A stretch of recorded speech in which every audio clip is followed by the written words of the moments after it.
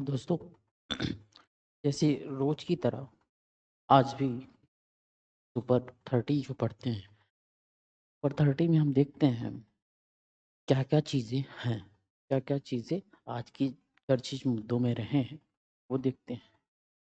जैसे जैसे देखें, हालिया न्यायिक चर्चाओं में राज्यपालों की भूमिका किस संवैधानिक सिद्धांत से जुड़ी मानी गई।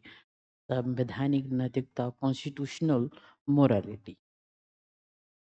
विधेयकों पर राज्यपालों की देरी का प्रश्न संविधान के किस अनुच्छेद से संबंधित है? अनुच्छेद 200। सहकारी संघवाद, कोऑपरेटिव फेडरलिज्म अवधारणा को हाल ही में इस संस्था की रिपोर्ट से बल मिला। वित्त आयोग के द्वारा हालिया बहसों में राज्य सूची से संबंधित मुद्दे संविधान की किस अनुसूची में जुड़े हैं? 7वीं अनुसूची में। लोक सेवकों की जवाबदेही से संबंधित हालिया चर्चाएं इस सुशासन सिद्धांत को मजबूत करती हैं। उत्तरदायित्व, अकाउंटेबिलिटी। अकाउंटेबिलिटी इन सेकंड, हालिया प्रशासनिक सुधारों में डिजिटल गवर्नेंस किस मौलिक अधिकारों से अप्रत्यक्ष रूप से जुड़ा है? अनुच्छेद 21, जीवन और गरिमा। संघ राज्य संबंधों में हालिया विवाद संविधान के किस ढांचे से जुड़ा हुआ है? संघीय ढांचा। अध्यादेश जारी करने की शक्ति किस संवैधानिक प्रावधान से संबंधित है? अनुच्छेद 123। स्थानीय स्वशासन से जुड़े हालिया मुद्दे संविधान के किस भाग से संबंधित है? भाग 9 पारदर्शिता और सूचना के अधिकार का संवैधानिक आधार किस अनुच्छेद से निकाला गया? अनुच्छेद 19(1)(a)। हालिया पर्यावरणीय खबरों में जलवायु परिवर्तन से निपटने की किस रणनीति पर अधिक जोर है? अनुकूलन, एडेप्टेशन। शीतलहर और चरम मौसम घटनाएं जलवायु परिवर्तन के किस प्रभाव को दर्शाती हैं? Climate extremes. हालिया खबरों में वायु प्रदूषण का शीतकाल में बढ़ना किस भौगोलिक कारण से जुड़ा है? टेम्परेचर इन्वर्सन, तापमान उल्टाव। जैव विविधता संरक्षण से संबंधित अंतरराष्ट्रीय प्रयास किस सम्मेलन से जुड़े हैं? CBD, convention on biological diversity. हालिया पर्यावरण नीति चर्चाओं में कार्बन उत्सर्जन किस क्षेत्र से सर्वाधिक जुड़ा है? ऊर्जा और परिवहन क्षेत्र।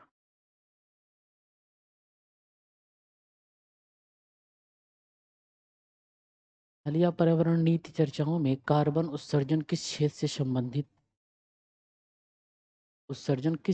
सर्वाधिक जुड़ा है? ऊर्जा और परिवहन क्षेत्र से।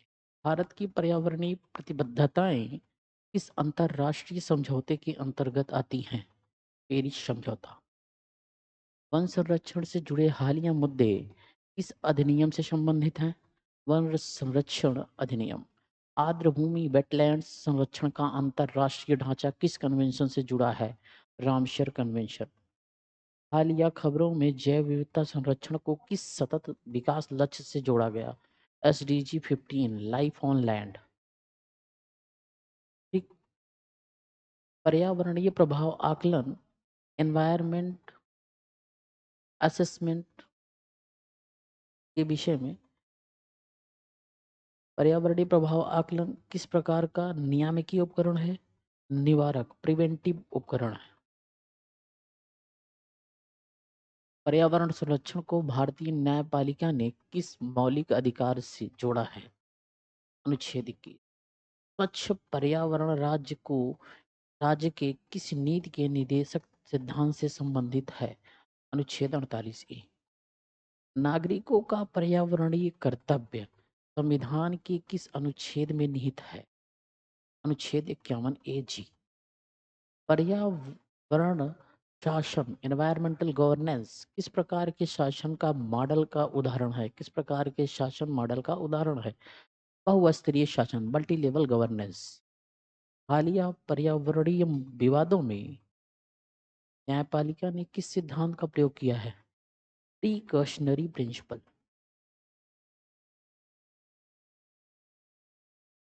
सतत विकास की अवधारणा को न्यायिक मान्यता इस सिद्धांत के रूप में मिली। SDP, sustainable development principal.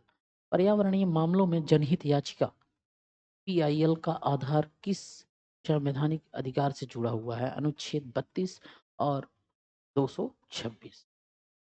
जलवायु नीति निर्माण में संसद की भूमिका किस कार्य से जुड़ी है? विधायी और निगरानी कार्य। पर्यावरणीय नियमन में कार्यपालिका की प्रमुख भूमिका क्या है? नीति निर्माण और क्रियान्वयन।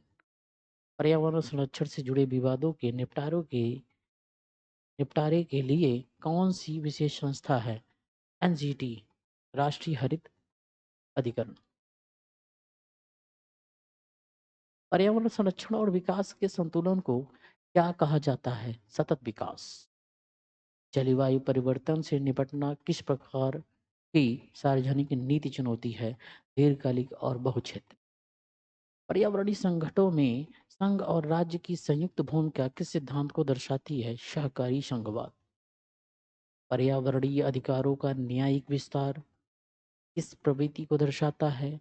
न्यायिक सक्रियता। यहीं पे हम यूपी से रिलेटेड देखते हैं। उत्तर प्रदेश के किन क्षेत्रों में सर्दियों के दौरान वायु गुणवत्ता सबसे अधिक खराब होती है?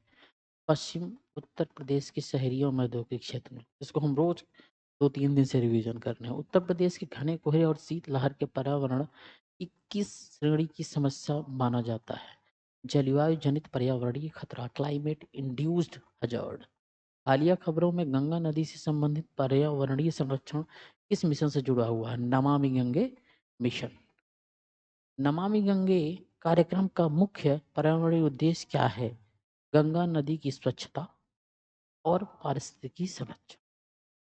ठीक, आज के सुपर 30 में ये मुद्दे चर्चित में रहे जो कि आपके सामने प्रस्तुत हुए।